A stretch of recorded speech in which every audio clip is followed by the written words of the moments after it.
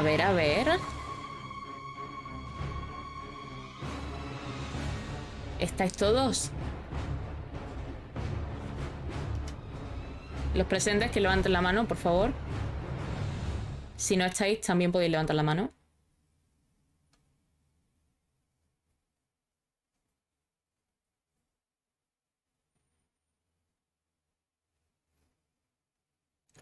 Bueno. Uh.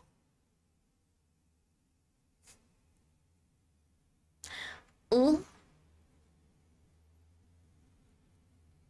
No quiero levantar la mano. Bueno, Oscar, pues no sé. No sé. No sé qué decirte. Me has pillado un poco. Eh, es que no puedo luchar contra esa argumentación, claro. ¿Cómo estamos? ¿Estoy poniendo ahora la presentación porque no la había puesto antes? Puede ser, puede ser, puede ser, pero esta mañana estoy investigando cosas de las que yo no me había dado cuenta. Y hoy vengo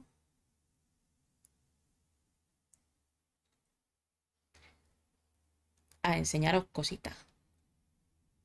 Hoy va a ser uno de esos streaming interesantes, gentecilla.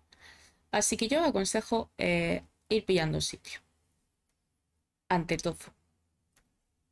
Los que estéis en YouTube, que no lo hayáis visto, bueno, ya me jodería, ¿eh? También me jodería no poder centrar la pantalla. Eso me jodería bastante también. Bueno, bueno, bueno. ¿Cómo estamos? Gentecilla. Otro programita más.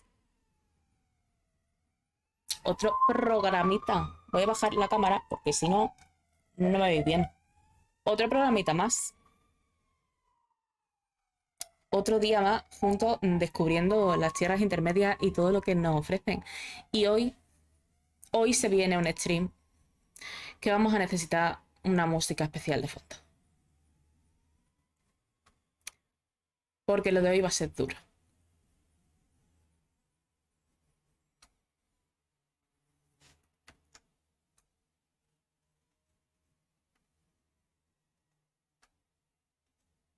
También me gustaría ver mi ratón del ordenador en algún momento, la verdad.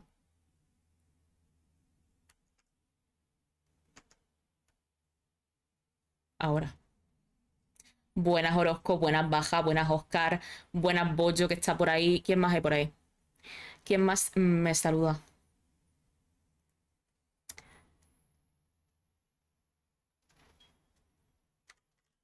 Vamos a poner musiquita.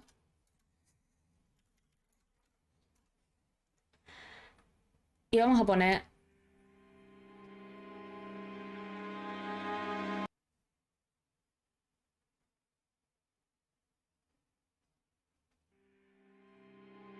una música adecuada. Esa música que todos escuchábamos al entrar al Castillo de lo Tormentoso y decíamos, Dios mío, ¿qué ha pasado aquí? Han pasado cosas. Esa música que te hace pensar que detrás de cada esquina va a haber alguien queriendo matarte. Justo. Efectivamente. Hoy viajamos hacia el Castillo de lo Tormentoso. El último día os recuerdo que vimos un poquito de Margit, pero ya trataremos más a fondo a este augurio que hemos conocido al entrar al castillo más adelante, porque tendremos que hablar bastante más de él. Hoy vamos a avanzar por el castillo y en lo primero que nos vamos a fijar es en eso que tanto le gusta fijarse a Chuso Montero y a nosotros un poquito también, no nos vamos a engañar tampoco. Efectivamente, los relieves, bueno, más que los relieves, las fachadas. Vamos a mirar la fachada del castillo, porque hay muchas cosas curiosas sobre el castillo. No sé qué pensasteis vosotros en cuanto lo visteis. No sé si en el chat me podéis decir qué os recordó, si os recordó algo, si os hizo pensar en algo, si algo os pareció raro. A mí muchas cosas me parecían extrañas del castillo. tanto en el tráiler como en el gameplay cuando yo estaba jugando. No sé vosotros qué opináis, no sé si por vuestra parte también hubo algo que no terminó de cuadrar dentro del castillo. Yo, por ejemplo, lo sentía bastante raro, no me parecía un castillo habitual. A mí al principio, dice Orozco, me parecía que le habían atacado desde el mar. Me gusta. Me gusta esa idea. De hecho, cuando andemos por el castillo vamos a darnos cuenta de que hay más de un agujeraco enorme en ciertas zonas de la fachada y en otras ciertas no lo hay. Me gusta mucho esa teoría y de hecho es una teoría que tiene bastante sentido. A mí una de las cosas que más raras me resultaron al llegar al castillo fue esta decoración. No tenemos precedentes de ese tipo de decoración en ningún castillo, al menos que yo haya investigado. Quizá haya algún castillo con ese tipo de filigranas alrededor y tal, pero al final no es algo práctico en sí. Sí que queda precioso, queda bonito, queda imponente, es como una muestra de orgullo y poder el decorar así la fachada de un castillo, pero es cierto que no estamos habituados a verlo. Lo primero que podemos ver en la fachada es los motivos florales, ¿veis? Que están por aquí, que al final van a guiar básicamente la arquitectura de todo el juego. Casi en cualquier sitio vamos a poder encontrar ese tipo de motivos florales, ese tipo de escultura. Y ciertamente tiene sentido. Al final estamos hablando de un juego donde hay un árbol áureo que es como lo principal. Así que bueno, why not? Sería un poco tonto no usar ese concepto durante todo nuestro camino, toda nuestra aventura. De hecho, el árbol áureo aparece representado también en la fachada del castillo, justo sobre la puerta. Pero hay cosas que pueden sacarnos un poco más de contexto. El castillo no solo nos resulta raro porque tenga mucha decoración o muchas filigranas en la fachada, es que resulta que es una mezcla de estilos que no estamos acostumbrados a ver. Porque de repente encontramos un castillo que podría haber salido perfectamente del románico, con elementos góticos y con columnas clásicas. De hecho, si os fijáis, esta columna de aquí parece completamente sacada de un templo clásico, de un templo griego o neoclásico. Pero estas columnas son un poco diferentes, porque tienen textura. La cuestión es que si nos acercamos más a la textura, vamos a descubrir esto de aquí. Y esto de aquí, no sé si vosotros lo conseguís identificar en la columna, pero son como relieves de personas. Cada columna del Castillo de lo Tormentoso es igual, tiene este tipo de relieves en la piedra. Una especie de hueco donde hay tallado una persona que parece humana. Y no sabemos mucho más, pero están ahí.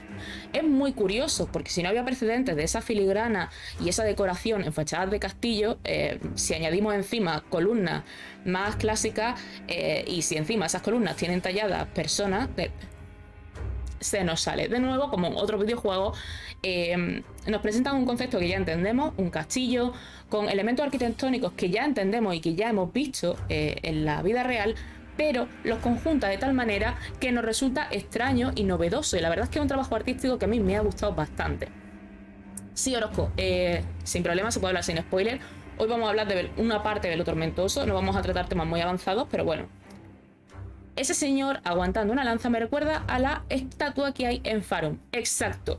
Muchos elementos de esta zona nos van a recordar a Farum Azula. Y es algo importante, porque además en esta zona se unen dos conceptos y uno de ellos está presente en Farum. Pero no solo en Farum Azula, creo que durante todo el juego vamos a encontrar referencia a este tipo de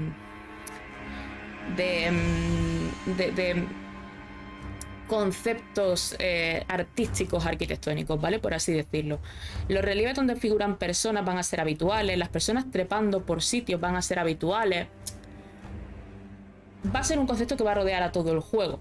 Absolutamente todo el castillo por fuera de la fachada tiene esta decoración y es algo verdaderamente increíble. Ya os digo, no hay ningún precedente de un castillo así de decorado, al menos que haya llegado hasta nuestros días. Porque un castillo servía para proteger. Y es verdad que también podía ser ostentoso, podría servirte para mostrar tu poder y para mostrar tu el lujo que posee, digamos. Pero es cierto que quizás no es muy práctico hacerlo a un nivel tan delicado. Si seguimos paseando por el castillo, antes de poder entrar por la puerta, que va a estar cerrada, vamos a conocer a una persona un tanto... Iba a decir rara, pero es que no es rara. Es un habitante lógico de las tierras intermedias y un habitante bastante lógico dentro de los juegos de From Software.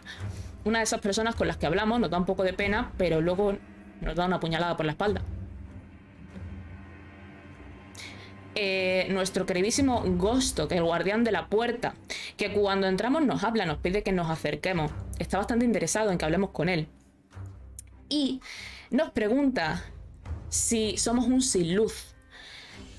Nos dice que como consejo es mejor si en lugar de ir por la puerta principal vamos por ese acceso, esa apertura que hay en la habitación en la que él está, que es un camino alternativo que no tiene demasiada guardia. Podemos pedirle aún así que abra la puerta principal, de hecho os recomiendo bastante hacerlo. Va a abrir la puerta y luego podéis decirle tranquilamente que queréis ir por detrás y ya vais por detrás. Ghostok es una figura bastante curiosa porque al principio no le prestamos mucha atención. Pensamos que es una persona que está ahí simplemente como parte del diseño del castillo para aclararnos hacia dónde debemos ir o qué opciones tenemos. Tenemos la opción de ir por la puerta delantera, donde hay un montón de gente dispuesta a asesinarnos a ballestazos. Y tal vez no sea la mejor de idea y debamos hacer como hacemos siempre en el ring, que es llegar a un sitio, comprobar que no podemos, intentar dar la vuelta, ir por otro lado, generar estrategia, etcétera. O podemos ir por detrás del castillo. Y sí, es una buena decisión en diseño para guiarnos un poco, pero lo cierto es que su función también es otra. Ghostok tiene cierta peculiaridad. A ver si os dais cuenta con estas imágenes en pantalla.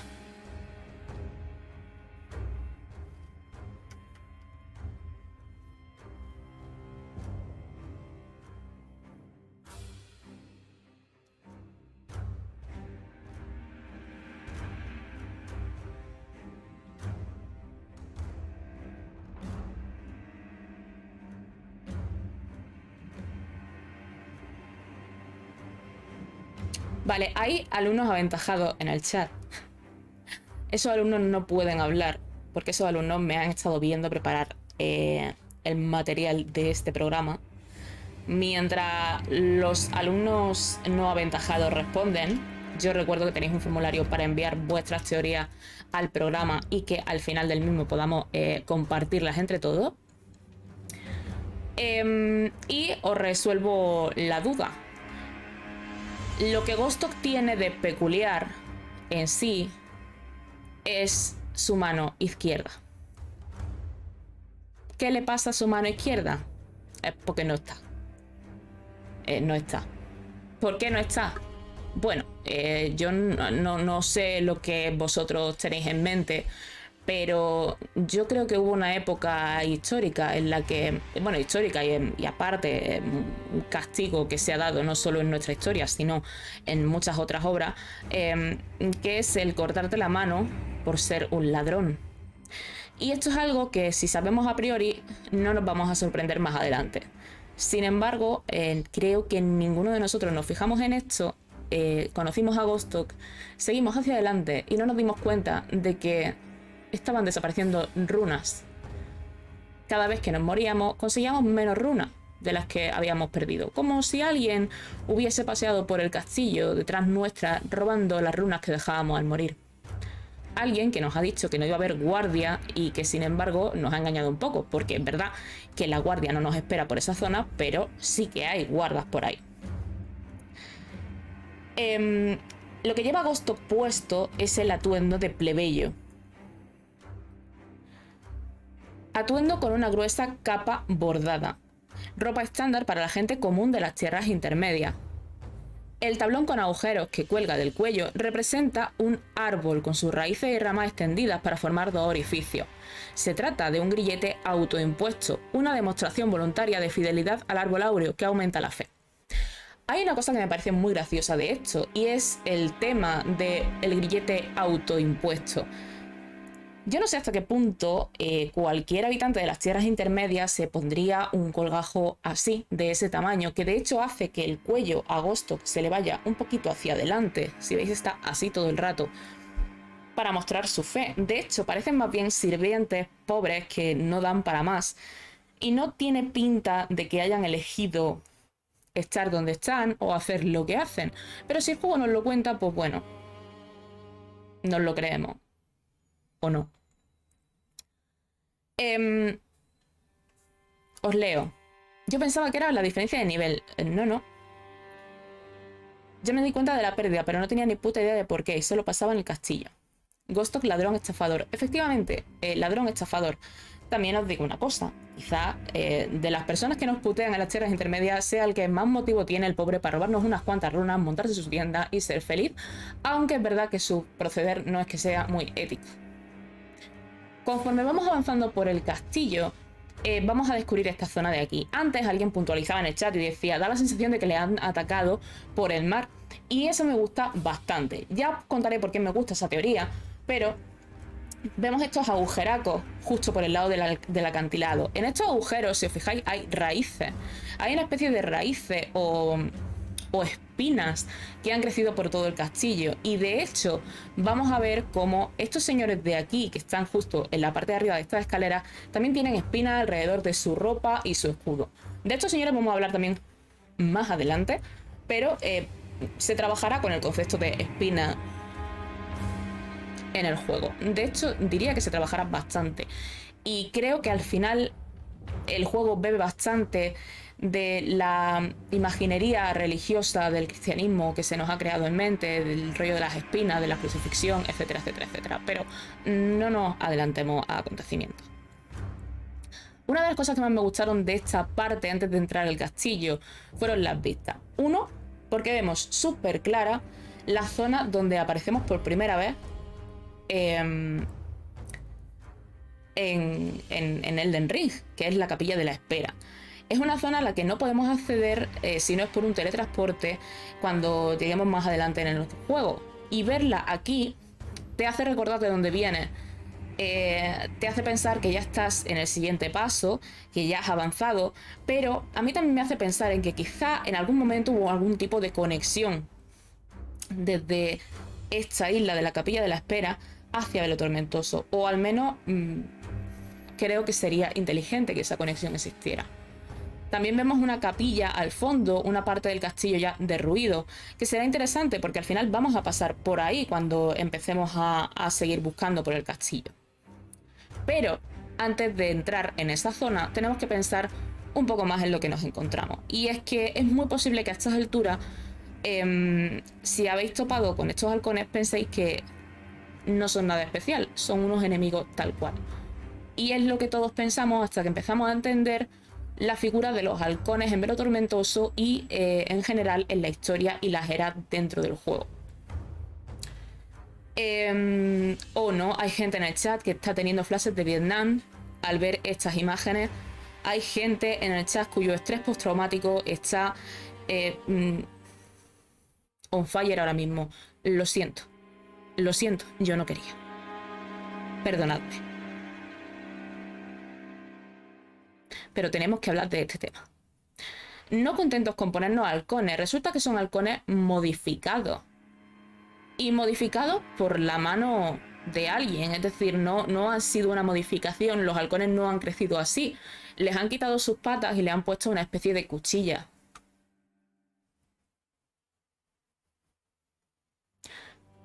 Ya de por sí el halcón tiene ataques que te hacen daño. ¿Para qué? No hacía falta From Software, pero como From Software no lo ha hecho, sino que lo ha hecho alguien que forma parte del castillo de Velo Tormentoso, pues no nos podemos quejar. La cuestión, y otra cosa que me gustó, es que los halcones siguen haciendo su vida. Aquí veis a un halcón precioso comiendo de un cadáver. Puede ser perfectamente vuestro cadáver de sin luz ahí tirado. Y veis que en la espalda se le ven perfectamente una especie de esposa. De hecho, cada vez que se agacha para comer, suenan las cadenas que lleva colgando. Lo de llevar colgando cadenas podríamos pensar que es decoración y todo lo que queramos, pero realmente no parecen unas cadenas precisamente destinadas a decorar, sino más bien a apresar. Es como si estos halcones hubiesen estado aquí antes, pero con la ocupación del castillo de alguna manera hubiesen terminado apresados y les hubiesen injertado unas cuchillas.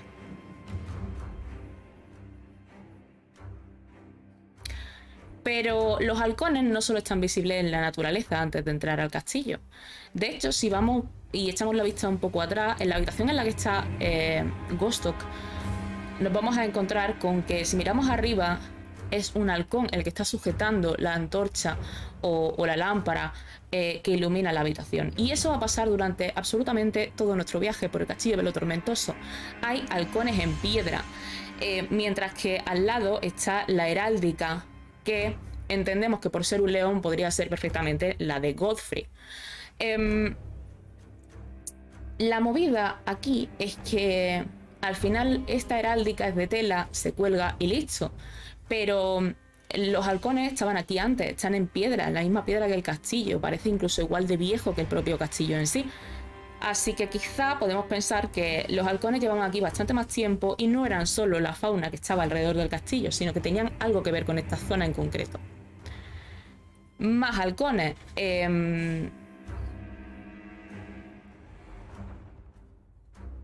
Todo, absolutamente todo lo que usan en el patio central del castillo, al que podemos intentar entrar por esa puerta principal de la que hablábamos antes, tienen halcones, desde escudos hasta este tipo de barricadas que montan. Y si seguimos andando por dentro del castillo, vamos a encontrar otra referencia muy clara, de la que no os habéis dado cuenta quizá, porque algunas partes se ven claras si tenemos luz, cosa que en ese momento en el juego no solemos tener mucha, o si empezáis a romper barriles. Encontramos una zona en la que hay un montón de barriles, como si hubiesen estado guardando material o fuese simplemente una alacena. Recordemos que al final también es una puerta como trasera del castillo, donde hay un montón de barriles y encontramos este tipo de cuadros.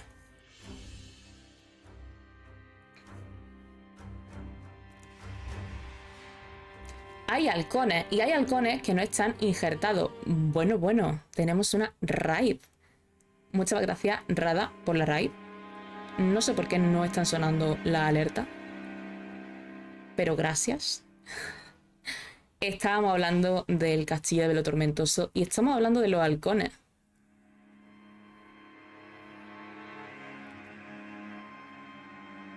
¿Recuerdan a sus amigos los halcones? Hoy me he propuesto, lo he dicho antes, había gente en el chat con estrés postraumático por ver los halcones. ¿Os acordáis de los halcones?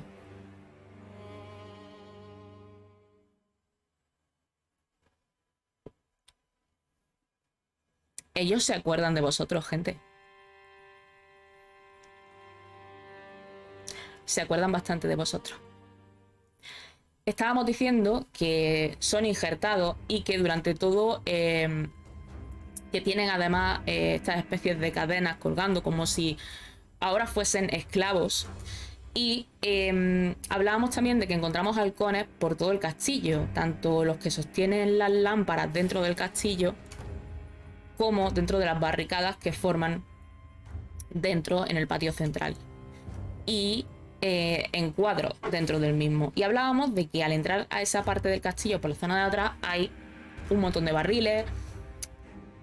Hay cuadros que podemos llegar a ver si llevamos bastante luz, pero hay otros cuadros que están escondidos detrás de algunos barriles. De hecho, según como rompáis los barriles, es posible que también os carguéis los cuadros. Y no reparéis en que hay cuadros de halcones en esa zona del castillo. Halcones que además, como decíamos, no están injertados. Tienen su patita ahí, ¿la veis? Dibujada bien. Bueno. ¿Cómo sabemos que son los mismos halcones? Pues porque tienen exactamente las mismas plumas en la colita, amigos. Las mismas. Efectivamente. Aquello de arriba parece que también es un halcón, no sé. Se ve también una especie de zona, una especie de torre.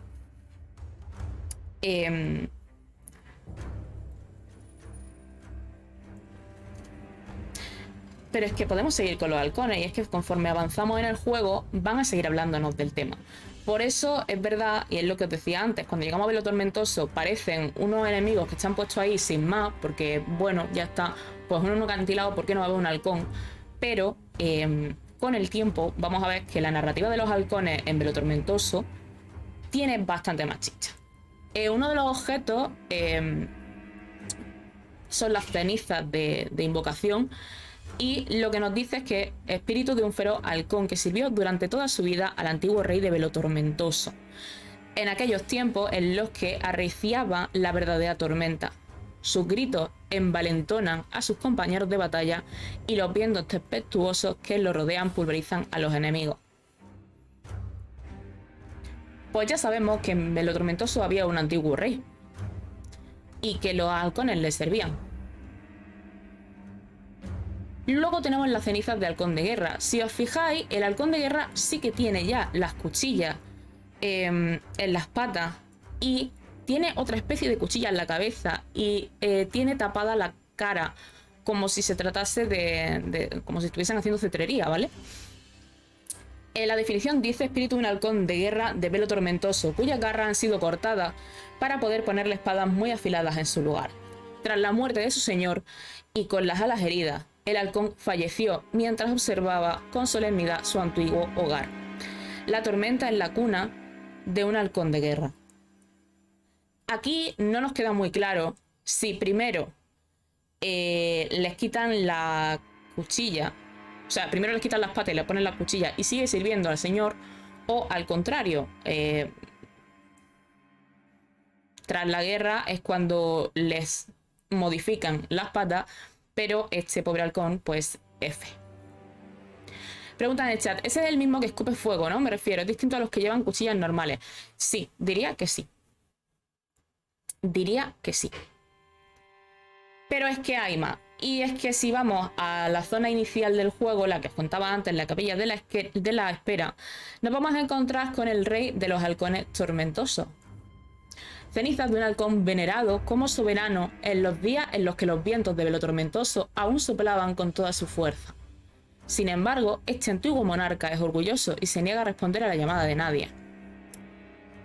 Este halcón, esta ceniza, forma parte de una misión en concreto y de hecho no va a estar entre nuestras invocaciones, van a estar en objetos clave. Vamos a seguir la historia de esta ceniza y por qué se conecta con los campeones de las tierras baldías, con Oara Lux y demás. Pero por ahora vamos a dejar la historia de los halcones aquí.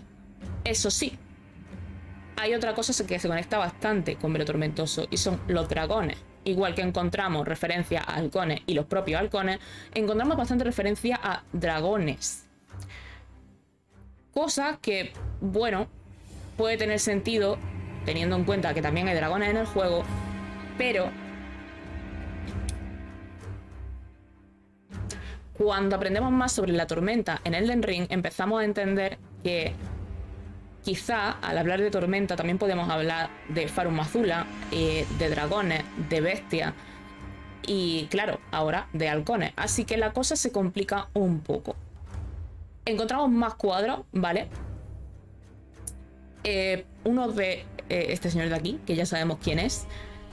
¿Por qué está este cuadro junto con cuadros de los antiguos señores del castillo? Que no tendría ningún sentido que estuvieran juntos, porque guardar un cuadro del señor, del que sería ahora el monarca o del que fue el monarca, junto con cuadros de halcones de los antiguos monarcas, pues no tendría mucho sentido. Pero es cierto que ahora mismo estamos en otra época. No vivimos en una época en la que Godfrey sea el señor de este castillo, o sea, siquiera el señor de las tierras intermedias.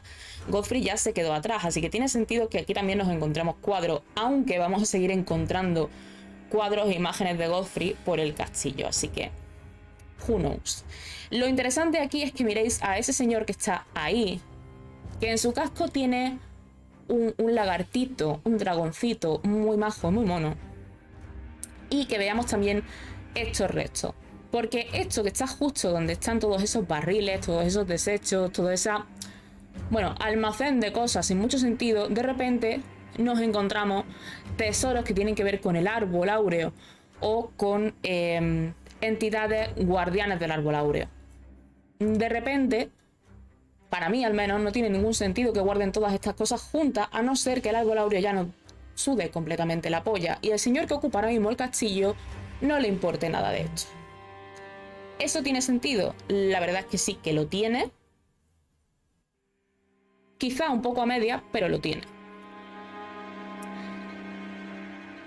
Por todo el castillo, al menos en la primera parte, nos vamos a encontrar a esta gentecilla de aquí. Son sirvientes como Ghost, llevan la misma ropa. Algunos van a atacarnos, otros vamos a descubrir que están muertos, pero quiero hablar de esto para que simplemente sepáis que están por todo el castillo. Nos lo encontramos nada más entrar. Fijaos también cómo tienen los ojos amarillos, importante.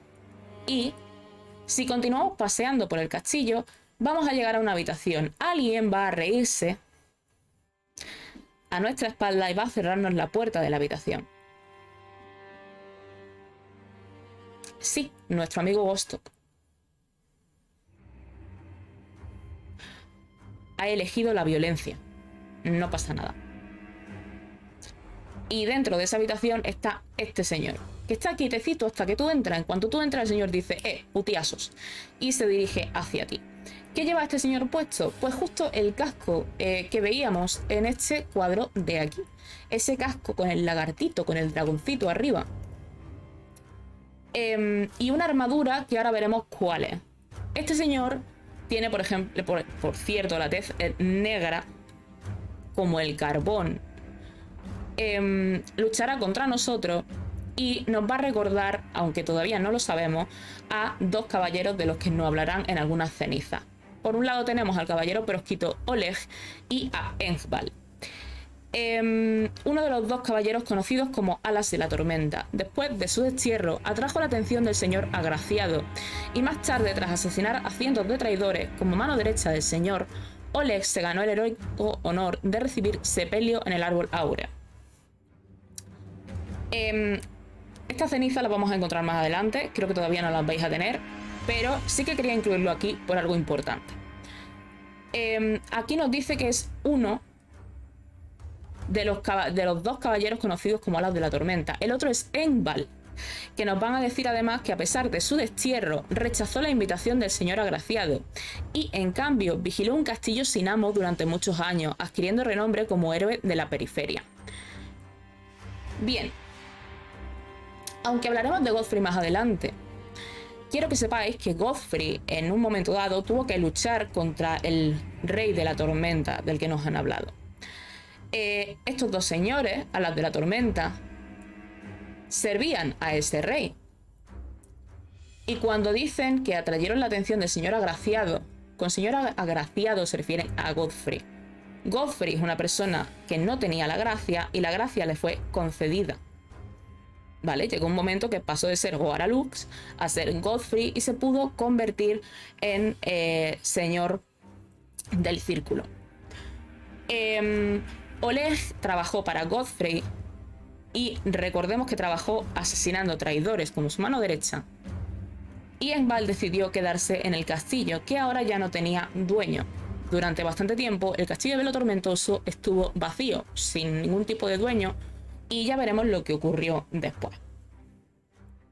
Pero viendo estas descripciones pensamos que solo hay dos caballeros proscritos, y la verdad es que no. Hay dos caballeros que se llaman Alas de la Tormenta, los dos más importantes que servían a este rey de la tormenta o señor de la tormenta o como lo queráis llamar. Pero en realidad había más. ¿Por qué lo sabemos? Pues porque al final hay un set de armadura en el juego que nos habla de este tema. Es cierto que podría ser un set de armadura y que solo hubiese dos caballeros, pero ahora seguiremos hilando. ¿Qué nos cuenta el set? Por un lado he puesto los dos, el modificado y el sin modificar, para que veamos que uno tiene una especie de heráldica, ¿vale? Es roja y no se puede ver a ciencia cierta bien qué tipo de heráldica es, pero más adelante vamos a poder hacer zoom en el siguiente programa y ver un poquito de qué estamos hablando. Nos dicen que es parte de un conjunto de armadura completa y gruesa que cubre todo el cuerpo. La llevaban los caballeros que se vieron obligados a abandonar su hogar, ya fuese por una desgracia o por sus propios errores. Todos y cada uno de ellos eran feroces guerreros consumados. Quizás por ello, a pesar de haber perdido su territorio, seguían manteniendo el título de caballero. La modificada nos cuenta lo mismo. Pero, ¿por qué decía yo que hay más caballeros proscritos? Bueno, porque si seguimos andando por Velo Tormentoso, vais a encontrar estanterías llenas de esta armadura. Así que, más que llevar esta armadura por ser caballeros proscritos, aunque es cierto que ahora son proscritos porque han perdido una tierra, hubo un tiempo en el que no fueron caballeros proscritos y sirvieron a alguien que estaba en Castillo Velo Tormentoso, al Rey de la Tormenta. Sin embargo, no usan halcones en el casco, usan dragones. Y esta es otra conexión de los halcones con los dragones, con la tormenta, con Farum Azula. Tendremos que investigar y indagar un poco más en la historia de las tierras intermedias, pero de repente hemos pasado de entender que había unos enemigos que son unos halcones tal cual que están por ahí rondando a comprender que los halcones una vez fueron importantes en las tierras intermedias, que fueron parte de un reinado y que forman parte de la historia de las tierras en las que estamos ahora. Hablaba antes de que había muchas personas como Gostok a lo largo del castillo, porque en esta habitación donde nos encontramos con este amable señor proscrito va a haber un señor con una llave. Este señor está ya muerto, matado. Y aquí es donde yo siempre me pregunté ¿por qué el caballero, si está encerrado en la habitación, y Gostok lo sabe y cuando abrimos la puerta nos encierra con él,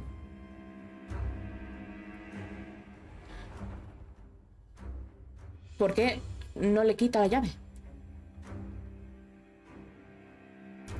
Y ahí es cuando podemos echar la vista atrás y pensar un poco. Sabemos que el caballero Oleg va a estar, lo vamos a encontrar más adelante, su ceniza, se fue a servir al señor agraciado, pero hubo un caballero que no hizo eso. Engbal vigiló un castillo sin amo durante muchos años, adquiriendo renombre como héroe de la periferia. No sabemos si este señor es Engbal o no. Es cierto que al final creo que no usa el mismo arma, ni mucho menos. Pero sí es verdad que es alguien que se ha quedado en el castillo y que parece que puede salir, pero no sale aún así. Who knows? Una duda que se nos queda ahí en el aire. Sin más. Conforme seguimos avanzando en este maravilloso tour por Castillo Velo Tormentoso, un free tour, vemos una heráldica bastante especial.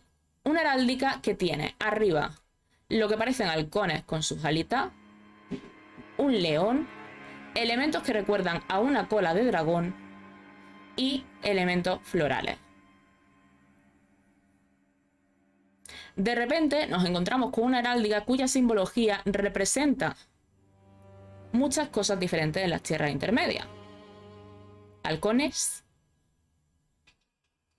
bestias, leones y dragones. Es como si durante una era las tierras intermedias y el mundo que conocemos en Elden Ring hubiese estado liderado por estas bestias o por personas cuya heráldica representaba a estas bestias, pero bueno, ya os digo yo que no. Y aquí es donde se empieza a conjugar toda la escena cuando acabamos el juego y empezamos a pensar dónde se ubica la bestia Serosh, dónde se ubican los leónidos, dónde se ubican las bestias de Farum Azula con los dragones, por qué hay bestias con dragones, qué está pasando. Bueno, pues lo que pasaba era esto.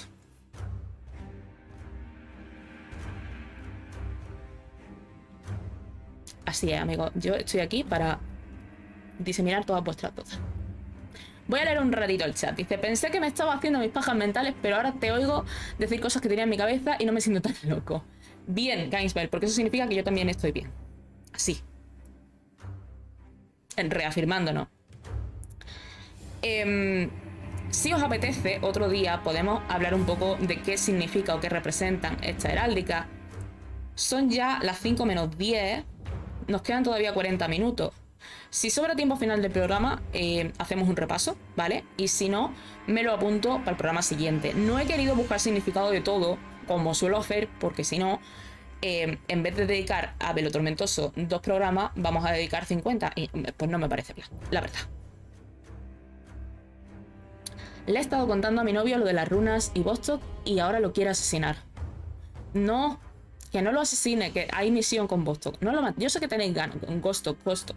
Yo sé que tenéis ganas de matar a Vostok, pero no lo hagáis. No lo hagáis. El muchacho intenta sobrevivir en un mundo de mierda. No pasa nada.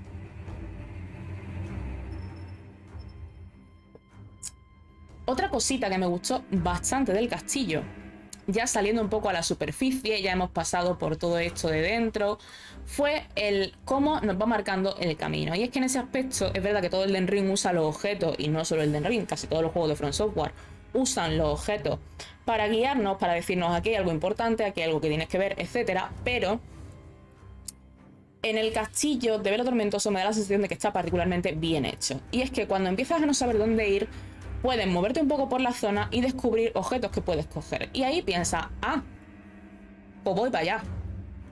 Pues divino, oiga. El diseño de niveles de Velo Tormentoso me parece el mejor, es increíble. La verdad es que es un muy buen ejemplo de diseño de niveles, de cómo trabaja la verticalidad. Yo la verdad es que no sé mucho de diseño, sé lo básico y lo que he ido leyendo y demás. Pero hay algunos análisis de diseño de Castillo de Velo Tormentoso que están muy bien. Os aconsejo ir a YouTube y buscar algunos. Porque te enseña muy bien cómo se hace un buen diseño. Y de ahí, si sois desarrolladores, diseñadores y demás, seguro que podéis coger más de un consejillo. Si continuamos, me quiero parar en una zona en particular. Para mí es una de las zonas más bellas del castillo, por dentro y por fuera. Es una especie de capilla que hay dentro del castillo. Esta capilla es gótica y tiene escultura en la fachada. Una escultura, de hecho, es una señora con velo tirando algo de un cántaro, que recuerda bastante a la señora escultura con velo tirando algo de un cántaro que vemos en la gran catedral de Bloodborne. ¿Dónde está Vicaria? Ahí. Vete a mirarlo ahora y luego vuelve. Está. No es exactamente la misma, pero es bastante parecida. Además de esta señora en escultura, vamos a ver algo curioso, que son estas señoritas de aquí. Normalmente este tipo de esculturas así salidas hacia afuera suelen ser gárgolas, bestias, etc. De hecho, en la fachada del castillo de Velo Tormentoso se ven y son como dracónidas. Pero de repente aquí hay señoras. Y no se os hace súper raro mirar arriba en un castillo y de repente ver una estatua de una señora salida hacia afuera. Además, llevan tiempo aquí, han sido destruidas. No son nuevas precisamente. Al pasar por aquí yo he pensado, jolín.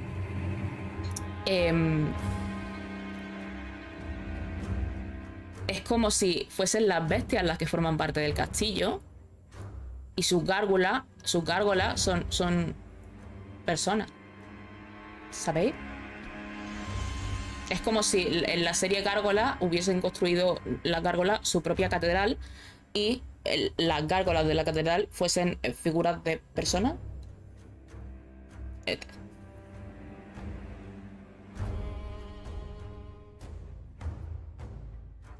Nunca vamos a saber qué cara tenía esta señora, solo le vemos el pelo por detrás. Yo voy a investigar porque me ha recordado ciertas cosas, pero evidentemente hasta que no descubra qué hay detrás de esto, si hay algo, si no hay algo, si es casualidad porque sí, pues no os voy a contar nada. Ahí os dejo con la curiosidad y con la duda, vosotros ya sabréis lo que hacéis con ella. Me da rabia saber si llevaban algo en las manos que diese alguna pista, pero el mero hecho de que sean ya personas es muy raro. Cariátide versión gárgolas, sí. A mí me parece que se gastaron toda la energía en este diseño y luego no se repite igual de bien en el resto de mazmorras del juego. Yo creo que hay mazmorras que tienen muy buen diseño, pero no nos damos cuenta. Creo que hay mazmorras donde la verticalidad está muy bien trabajada. Es cierto que en Velo Tormentoso se une que es una zona principal, que hay un boss principal, la espectacularidad, el diseño y demás, y como que lo tragamos más fácil que una mazmorra que es algo opcional, que ya hemos ido a otras 20 y nos cansa, y creo que no tenemos el ojo tan abierto a descubrir un diseño bueno como lo tenemos al llegar a Velo Tormentoso. En mi opinión, creo. Es lo primero que ves y te marca el listón, efectivamente. No sé si eso es bueno o malo para Elden Ring, pero es verdad que es el primer castillo enorme que ves y marca. Hay otros castillos, hay otras fortalezas, hay otros castillos, sí. Pero es verdad que al lado de este se quedan como en un decorado de un teatro de educación primaria.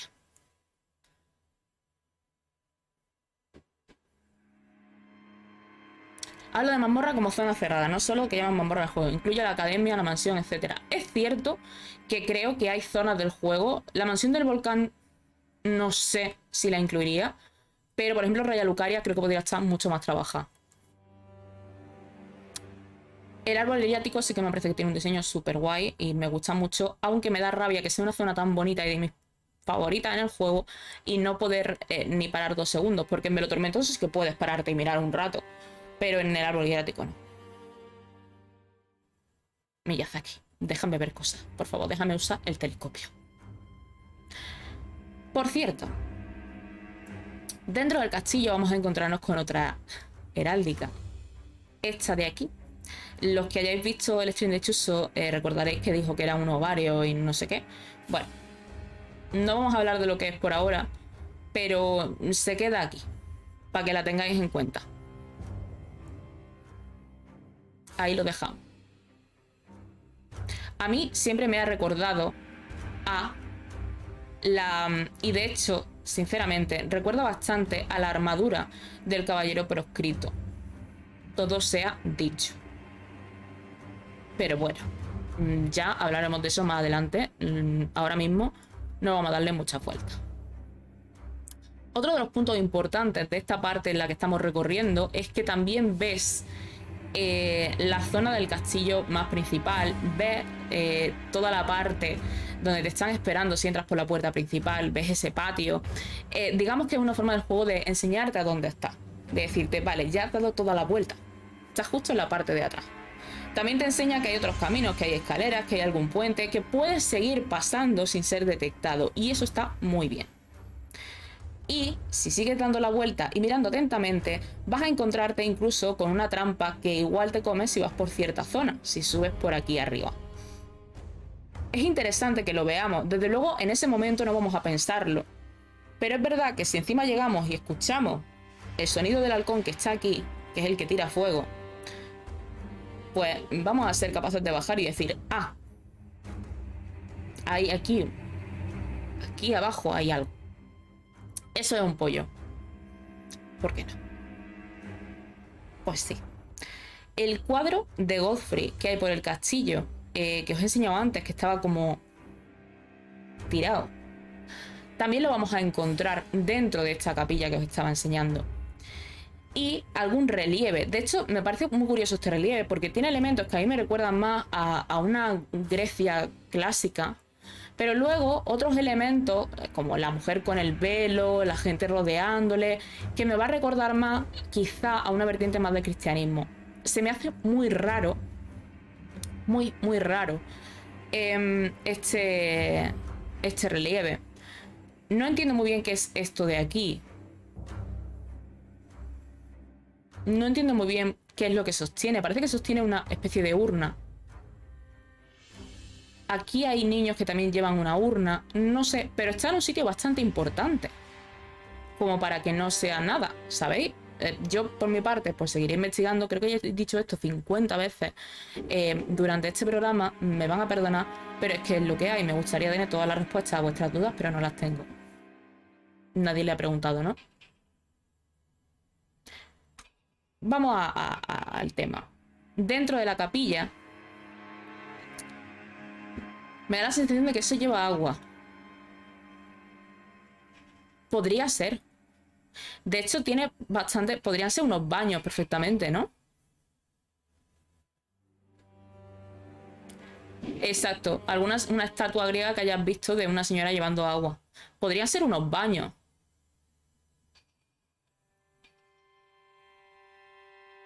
De la mujer que vuelca un cántaro hay 3 talismanes de Marika.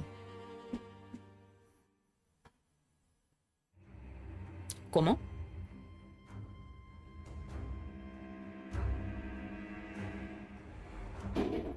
Ah, vale, ya sé de lo que me estaba hablando.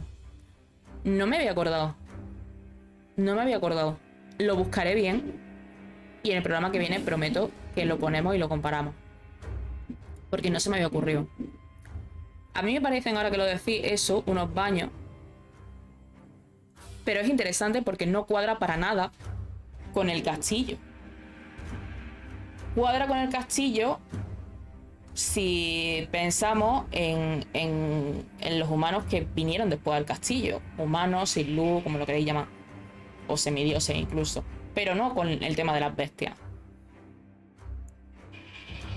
Se me haría raro unas termas y que llevaran los cántaros de agua. Sí, por eso he dicho más unos baños, que igual no es tanto termas, sino bueno. No sé, la verdad. No soy científica. Dentro de la capilla está esta escena. Y a mí me pareció de las más bonitas dentro del castillo de Velo Tormentoso. Os recuerdo que esta es la capilla que hay dentro del castillo. Y nos encontramos con estas estatuas. Son 3 señores que vamos a ver en otros momentos. Vamos a ver estas esculturas en otros momentos. Y este parece estar rodeado de una especie de árbol que está creciendo. De hecho, parece como que le crece por el cuerpo. Y tienen la cara, como veremos más adelante, con una textura singular, como si se estuviesen convirtiendo ya en un árbol. ¿Tiene esto sentido? Sí y no.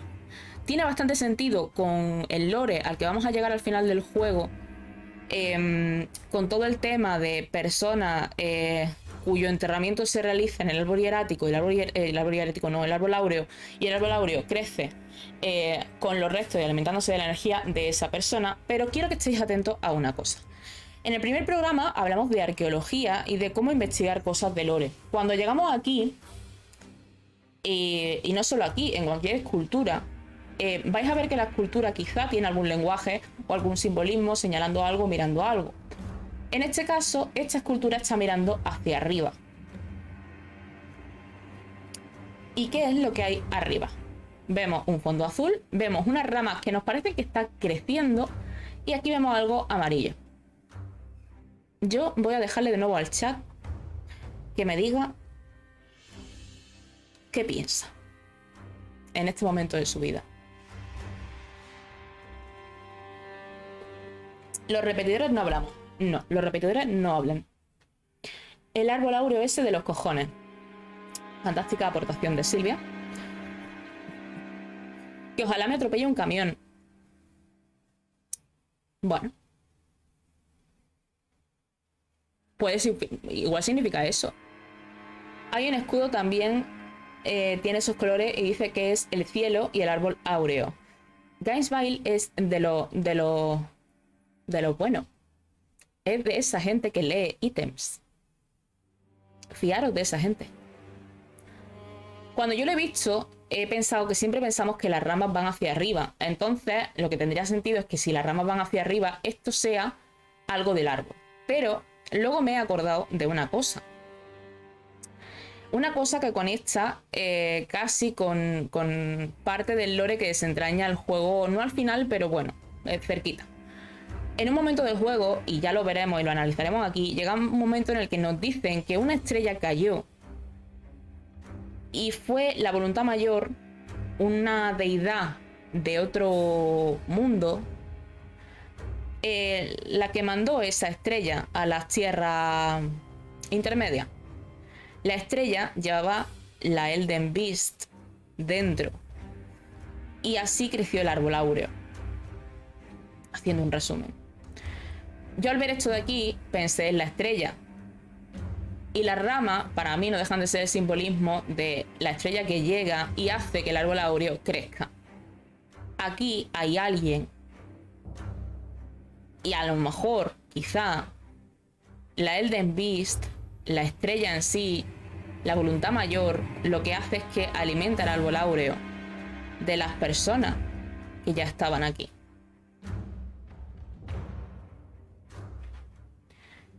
Si tiene sentido o no, pues lo veremos más para adelante. Pero me hace mucha gracia que sea algo que vemos en este punto del juego. Porque es algo que, de nuevo, y es lo que pasa en todos los juegos de From, pasa muy desapercibido para cualquier jugador, cosa que es bastante normal. Pero cuando vuelves la vista atrás y empiezas a analizar todo esto, te das cuenta de que te han estado contando la historia desde el principio. La putada es que tú no podías ubicar, no podías dar contexto, no podías dar simbolismo, pero ahora puedes porque has terminado el juego. Así que yo os invito siempre con los juegos de From a hacer una segunda run intentando ver este tipo de cositas, porque son regalos que da mucho gustito descubrir. En esta sala nos vamos a encontrar con Roger. No dejo de relacionar la voluntad mayor con un grande, no sé por qué. Yo, personalmente, creo que las tierras intermedias comparten universo con el resto de tierras que nos ha presentado From Software a lo largo de los años. Eso quiere decir que creo que hay alguna conexión directa, que algún personaje es hijo de no sé quién de Dark Souls, que puedo establecer una línea temporal entre Elden Ring y los Souls. No, no creo eso. De hecho, me parecería demasiado complicado, sobre todo porque al final crear Elden Ring no estaba en mente de nadie cuando se hizo Demon Souls o cuando se hizo Dark Souls 1, ¿me entendéis? Es complejo. Entonces, lo que yo creo es que sí que comparten universo y que hay referencias que pueden servir de prueba, a no ser que penséis que son solo referencias y ya está, lo cual también es respetable. Si compartieran universo, tendría sentido que hubiesen entidades superiores y que al final cada tierra, cada mundo, hable de esas entidades de una forma diferente. Como grandes antiguos, dioses extranjeros, etc. Al final son deidades, son entidades poderosas que no podemos comprender. Os sigo leyendo. Juegos como Dark Souls 3, ¿crees que tiene tanta simbología y detallismo como este en los entornos y tal en relación al lore? Porque yo creo que no. No lo sé, yo creo que sí. Quizá menos detallista. Y eso creo que es cierto. Bloodborne sí que tiene mucho. Tampoco tan detallista como Elden Ring, pero tiene. Más que detallista diría delicado, ¿sabéis? Bloodborne es como más bruto, como que lo ves todo en la calle. Pero, por ejemplo, de repente descubres que hay cajas llenas de huesos dentro de la ciudad. Descubres que hay un exterminador. Exterminador no, un ejecutor en las calles de Yharnam porque está llevándose cadáveres para las brujas y para la secta que vive en el cementerio y demás. Hay esos puntos que tú no relacionas hasta que no te sabes el lore y empiezas a verlo. Eso creo que está en todos los juegos. Sí que creo que quizá el Elden Ring es el que más ha cuidado a nivel artístico esos detalles. O al menos a nivel más de delicadeza. No sé explicarlo, pero esa sensación es la que tengo. Como que los ha cuidado más, ¿sabéis? De nuevo, quizá en Elden Ring los puedes cuidar más, pero en un Dark Souls no puedes cuidarlos más porque está en plena catástrofe del universo.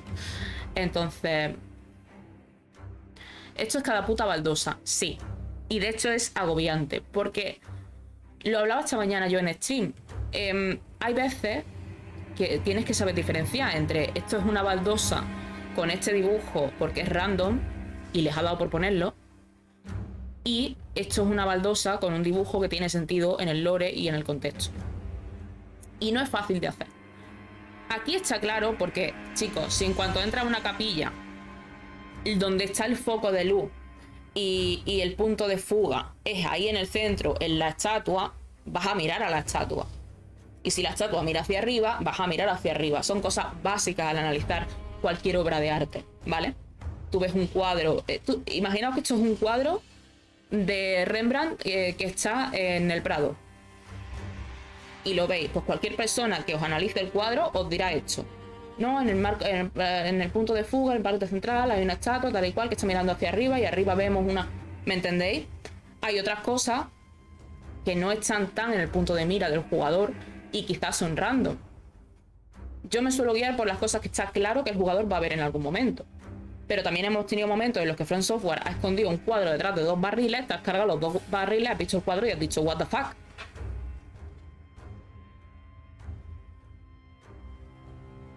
Y hay veces que nos vamos también a sugestionar y vamos a descubrir algo que tiene una forma y vamos a decir, esta forma es por esto y por esto. y puede que luego no tenga nada que ver con eso, pero como ya estamos buscando esas pruebas, acabamos encontrándolas así. Yo siempre intento, cuando encuentro algo que sea como algo muy obvio, rollo, oye, esto está claro lo que es. Y las cosas que son más, pues sacadas un poco de contexto, que pueden ser perfectamente ciertas o pueden ser inciertas o tal, pues las dejo como curiosidades sobre las que investigar y listo. O sea, no me guiaría de esas cosas tan pequeñas y que no están en el punto de vista del jugador y que pueden tener algo que ver con el lore, pero pueden también no tenerlo para hablar del lore en sí. Yo hice el otro día en una silla donde está fondo de raíz profunda, o como mierda se llame eso, creo que vi un dibujo de unos sirenos extraños. Mira, yo qué sé, en una silla o algo. Yo creo que te vuelve loco contando detalle por todas partes. Sí. ¿Puedes poner el friso de antes? A mí lo que me tiene rayada de esto es esto de aquí.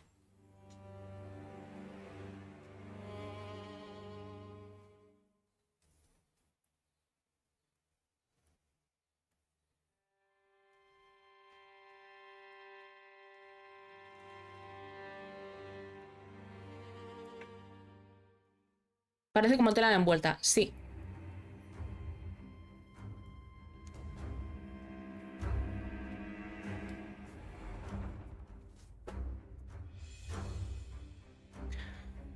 ¿Y por qué hay aquí estas hendiduras? Y aquí volvemos a lo mismo. Puede ser algo totalmente casual que esté puesto para dar un toque de envejecimiento y de paso del tiempo a la madera. O puede que no. Es que, en fin.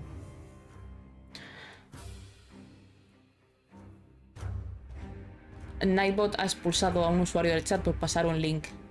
Nightbot pirata somalí. Me ha recordado a esto. Es que son ese tipo de... Son ese tipo. Es que recuerdan algo muy clásico. Recuerdan algo muy clásico.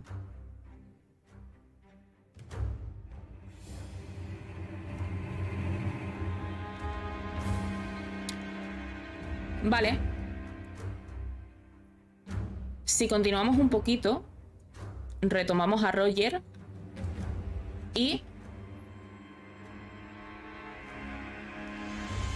Roger nos va a contar un poco quién es. Cuando le decimos que venimos a acabar con Godric, que es el señor que está en este castillo, en teoría, nos dice que si vemos la guía de la gracia, que él ya no la ve, nos lo cuenta, que es un sin luz, pero que nunca va a olvidar la forma en la que se sintió cuando llegó por primera vez a las tierras intermedias. Ese por primera vez es importante. Sé un poquito de artes mágicas, tal, se ofrece a enseñarnos, y cuando intentamos aprender de él vamos a descubrir que sabe magia relacionada con Raya Lucaria, con los astrólogos, etc. Nos lo vamos a encontrar la vez siguiente que lo veamos, aunque lo vamos a poder invocar y vamos a ver de qué forma murió. Bueno, murió. Sí, es que vamos a ver que le pasa algo y vamos a ver una figura como él muriendo y va a ser un poco raro. Pero lo veremos en el siguiente programa. No me quiero adelantar. La cuestión es que nos lo vamos a encontrar en la mesa redonda, de la que también tendremos que hablar prontito. Y va a ser una persona que nos va a dar bastante tejido de lore y bastante información interesante. Si hablamos un poquito de lo que lleva puesto, y no voy a hablar de más cositas que lleva porque nos da más info, pero bueno, atuendo de viaje del hechicero de las piedras refulgentes Roger, que presenta una decoración elaborada y aristocrática. Refuerza las habilidades basadas en hechicería de piedras refulgentes.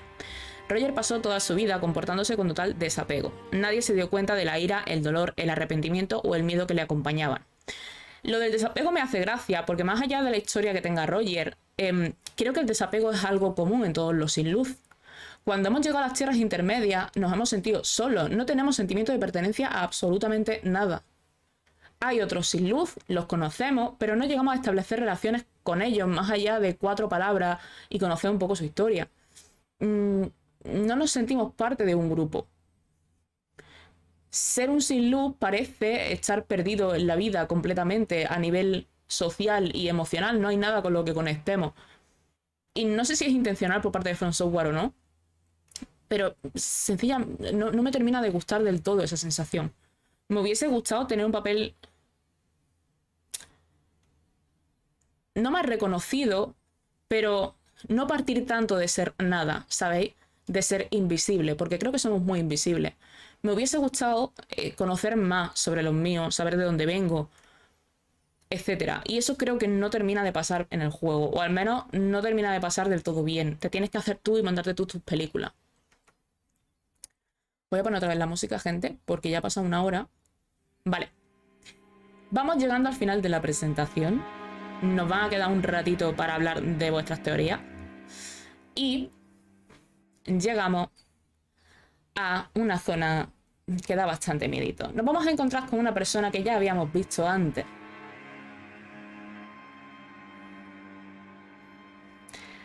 Pero no eran la misma. Hay una persona, igual que esta, bueno, lo estoy llamando persona, ¿no? En fin. Vamos a llamarlo coso, un coso como este. En la capilla de la espera, justo cuando llegamos al juego nos matan y demás. De hecho suele ser el que nos mata, a no ser que seáis unos pros de la vida y os hayáis acabado tirando por un barranco después de matarlo vosotros. No es mi caso. La cuestión es que cuando miráis a estos o unos cobardes, cierto, también te puedes tirar por el barranco sin luchar contra él y ya está.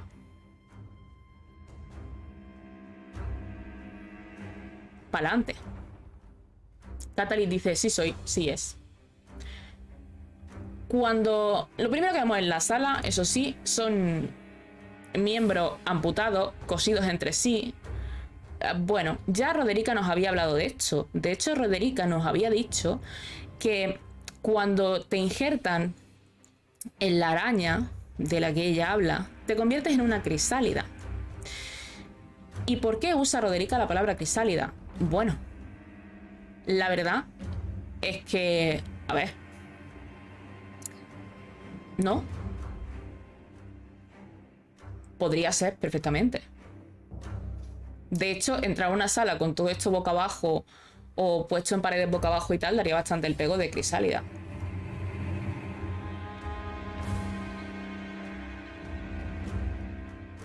Muy agradable. La cuestión es que este señorito, este vástago injertado, cuyo nombre dice mucho de lo que es, está en una sala donde hay un cuadro gigante de Godfrey. Un cuadro mucho más señorial que el otro que hemos visto. Sale con ceros, a tope, ahí. Sale como si estuviese entre la tormenta, si os fijáis. Y si nos acercamos a este vástago de la vida, vamos a ver bastantes cosas curiosas. Entre ellas, la capa que tiene plumas de pavo real. La cantidad de extremidades que tiene. La espada. Que en esta espada, en su definición, lo que nos dice es que tiene un antiguo ornamento y que después de caer de la gracia, los vástagos, los restos de del linaje dorado buscaron poder y propósito en el pasado. Y luego tenemos un escudo. Nos dice que es un escudo de color oro, grabado en oro, con una bestia en el centro. Y que esta bestia, nos dicen, es Serosh. Un consejero mayor, viejo, que guía al linaje dorado. Desde el principio del juego, casi ya podemos saber quién es Serosh, si conseguimos este escudito. Y os voy a dejar, y vamos a terminar el stream, con una imagen preciosa, que no sabemos si salió de Elden Ring o de un Silent Hill.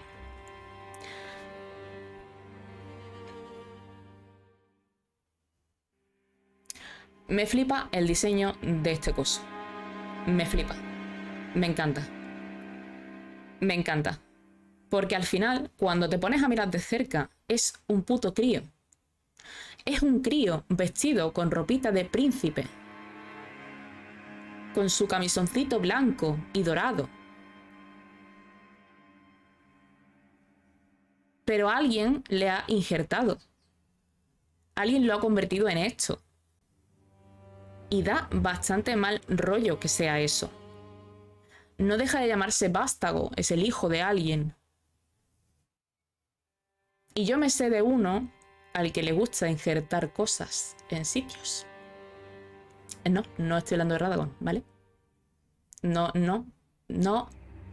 estoy hablando de injertar pene en ningún lado. Estoy hablando de injertar partes del cuerpo, manos, extremidades y demás, ¿vale? Bien. Vamos a centrarnos, por favor. Total. Sí, iba a decirlo, claro que iba a decirlo, si sois unos guarros.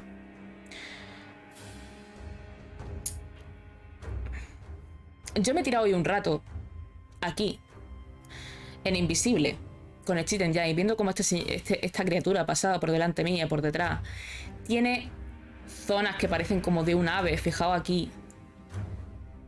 Tienen partes muy extrañas, pústulas, diferentes. Fijaos que en los nudos entre las articulaciones son manos agarrándose. No sé. Me gusta mucho este diseño. Ya está, ya lo he dicho. Me gusta mucho este diseño. Me gusta. Algo que puede pasarnos desapercibido de tanto mirar a este señor, a este coso, es que aquí hay un pobre diablo. Un pobre diablo. Bajo el cuadro de Godfrey. Quemado y sentadito. Creo que es el único cadáver medianamente normal que hay en esa sala. No está en modo crisálida. Está abrasado. Y nos da un objeto. El hacha de los altiplanos. Que nos dice que usaban los guerreros de los altiplanos. Eran combatientes valerosos que comienzan la batalla gritando su nombre. Sus rugidos se ven potenciados por este arma. Bueno, pues este señor, este pobre diablo, ya veremos qué hace ahí, porque está ahí. ¿Veis lo que os decía del cuadro por debajo? Que parece que está como en medio del mar, como si fuese... No sé si se aprecia bien, ya lo veremos en el siguiente programa, pero veis que parece que está como en el mar. ¿Recordáis lo que hemos dicho al principio del stream? Que daba la sensación de que el castillo estaba siendo atacado desde el mar.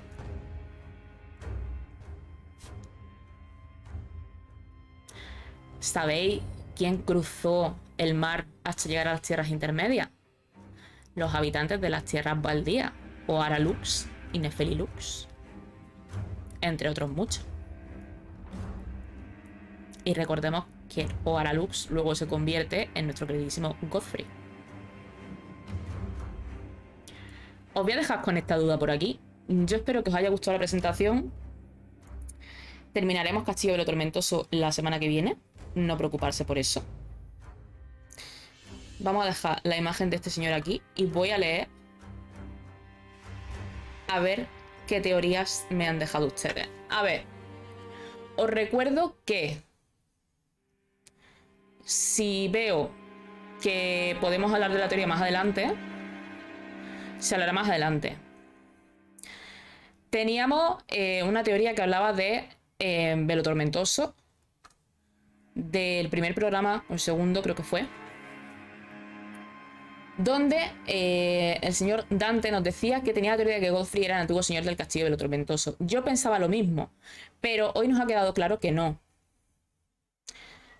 Sí que es verdad que Godfrey fue el señor de ese castillo durante un tiempo, porque tomó ese castillo, tomó el castillo y venció al señor de la tormenta.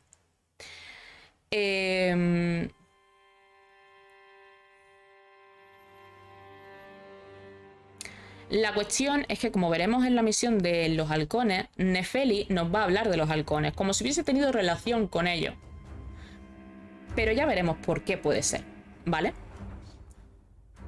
Voy a ver qué teoría hay nueva. Estoy viendo la que leímos el otro día.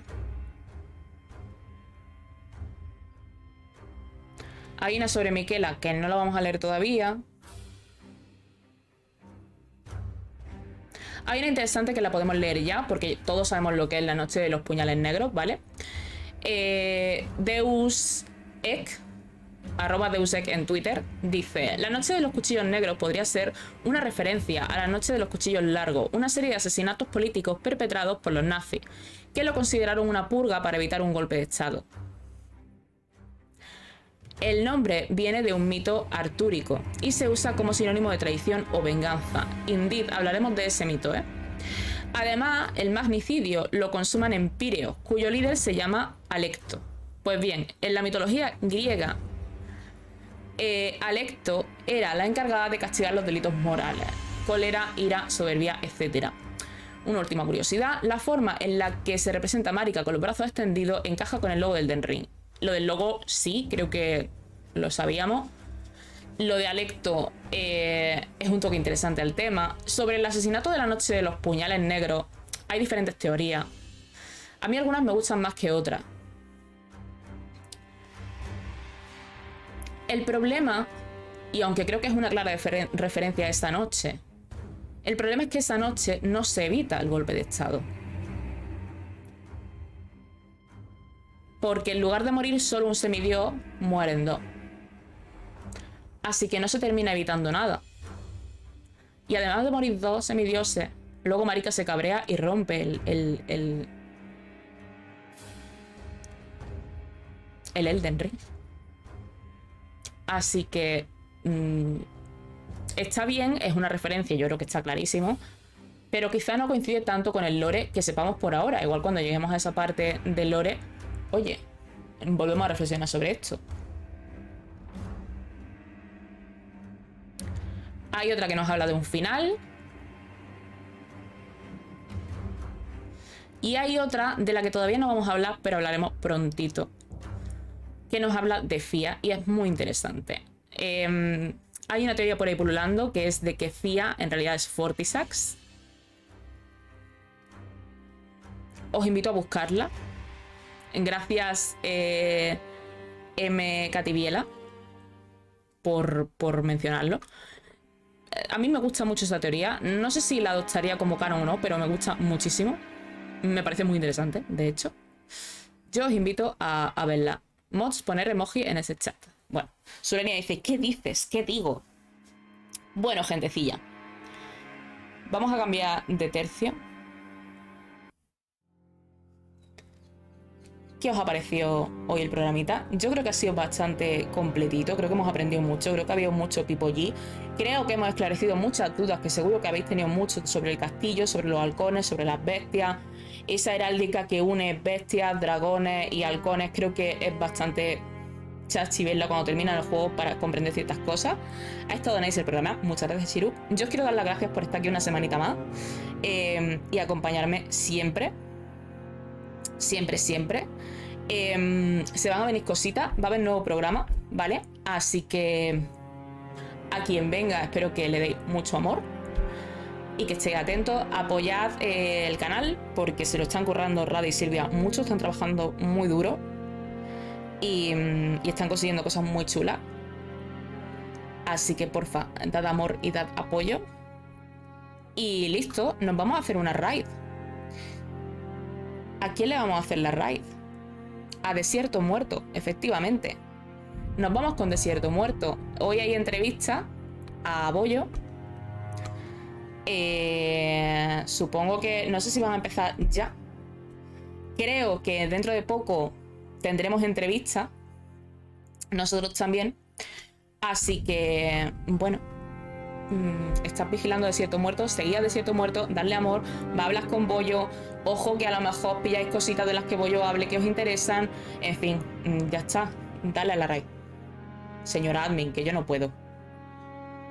No puedo. Lo intento, pero no puedo. Buenas noches, buenas tardes, Coleta, por favor.